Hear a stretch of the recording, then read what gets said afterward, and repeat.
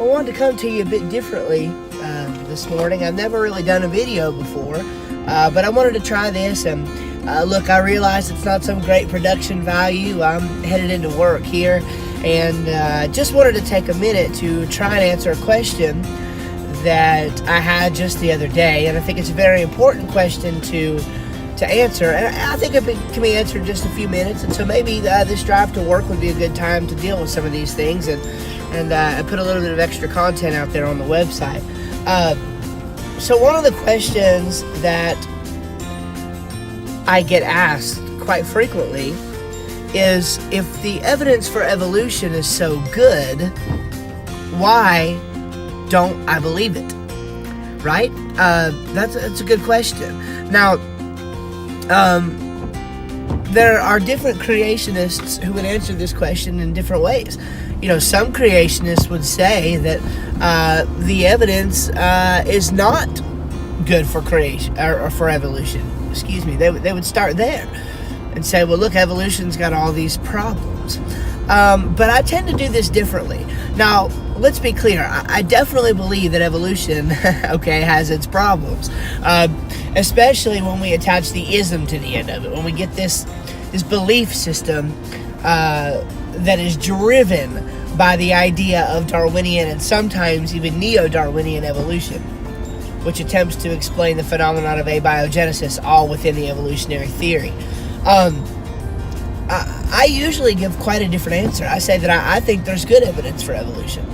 Of course, we have to define evolution first and see what we mean by that. But I even think that there is good evidence for the type of evolution that I am not in support of. I'm not in support of I don't even like to use the word, but what evolutionists would actually call macro evolution. That is evolution on a grand scale, or jump from one species to another species. There's different ways they would classify this. But ultimately, I would say that yes, there is good evidence for that kind of evolution. It's not a theory that is on the brink of destruction. There are problems with it. It is being challenged, but all in all, it's a pretty successful theory. It's got an incredible explanatory power. So, how do we deal with that? So I'm asked the question in light of that, and I was asked this specifically because of the fact that when I'm in discussion with somebody, I might point this out. In fact, I might point out that I think there is good evidence for evolution, but I'm not persuaded by it because I think the evidence for Christianity is even greater than that. And so, of course, there's different ways that I would handle this kind of conversation.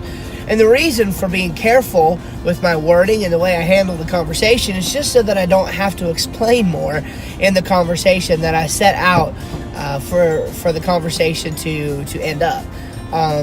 In other words, it's my goal in going into any conversation to point that person one step closer to Jesus. Now, ultimately, I love to get to the gospel, and I get there if I can. But if I can't, I'm doing my best just to get them one step closer to Christ.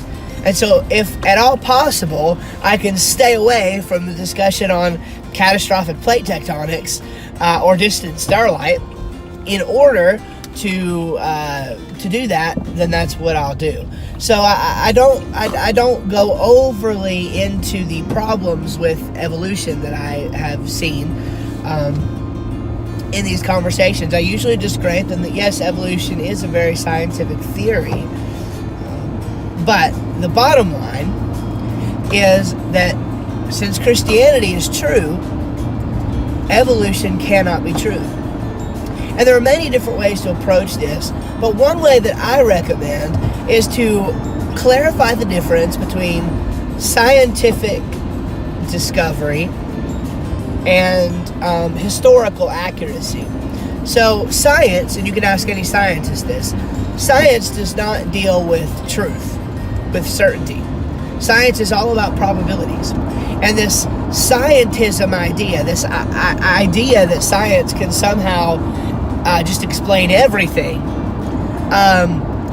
cannot be held to consistently. It just can't. Because science can't explain the idea that science can explain everything, right? That's a metaphysical idea. You can't touch that. You can't observe that.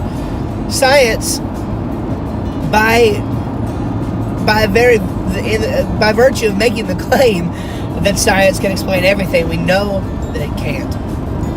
And evolution is one of these cases where we're making a historical judgment based on scientific evidence that we observe now. So I want you to just think about it like this. I think that if we have a proven history of the world that precludes evolutionism, then I think our history should be trusted over evolution. In other words, if something can be verified to have happened in history, then the very act of testing it scientifically does nothing to prove or disprove the fact that it happened. It might be very scientifically unlikely that something in the past happened, but nevertheless, if we have the historical record that it did in fact happen, then that should be given greater weight. And in that regard, I think that Jesus, as he spoke to issues about the creation and the nature of the world, I think Jesus got it right. I really do. And of course, Jesus is verified by much of history. We have very, very good historical evidence for the person and even for the work of Jesus Christ, because we have good evidence that Jesus Christ died and rose from the dead. Now, it's not my job right now, or my goal right now, to go into all of that. And again, I think the greatest evidence is just that the Bible says so, and that the Spirit of God can testify to that in our hearts. But of course, our faith is not blind. We do believe things sometimes that are seen to be irrational by the world, but that's going to be the nature of faith according to the Bible. Now, what I mean to say by all of this is just simply that because of the fact that we have such good history of Jesus, it sure does seem that Jesus Christ was a man who lived over 2,000 years ago and verified that he indeed was God by raising people from the dead, performing other miracles, violating the laws of nature. For example, of course, he himself raised from the dead in the ultimate display of his deity. And the important thing to realize here is that this same Jesus made statements about the beginning of the world that don't work with an evolutionary view. He said that from the beginning of the creation, God made them male and female. Mark 10:6. See, the thing is, in the beginning was the Word. This is John 1. And the Word was with God, and the Word was God. The same was in the beginning with God. And it goes on to say that without Him, there was nothing made that was made. And, of course, in verse 14, we see that the Word became flesh, and He dwelt among us. And we beheld the glory of God. And I'm not wording that correctly, but I just wanted to get the point across to you. Jesus was in the beginning. Jesus knew something about the creation, and Jesus commented on the creation in his discussion with others. And if Jesus' words about the creation are true, then evolutionism is false. And that means that we should use biblical history, biblical chronology, and biblical timelines to interpret the past. And when we do that, we find astounding evidence for design in God's creation. So, why then, if there's such good evidence for evolution, am I a creationist? It's because there's more to the story. It's because there's another way to explain the evidence. If we only interpret the evidence through the filter of long ages and through a worldview that is in stark exclusion and stark contrast to the notion of the Christian God, then you can end up with what you call good evidence for evolution. But there's good evidence for creation too. You just have to have the right starting point.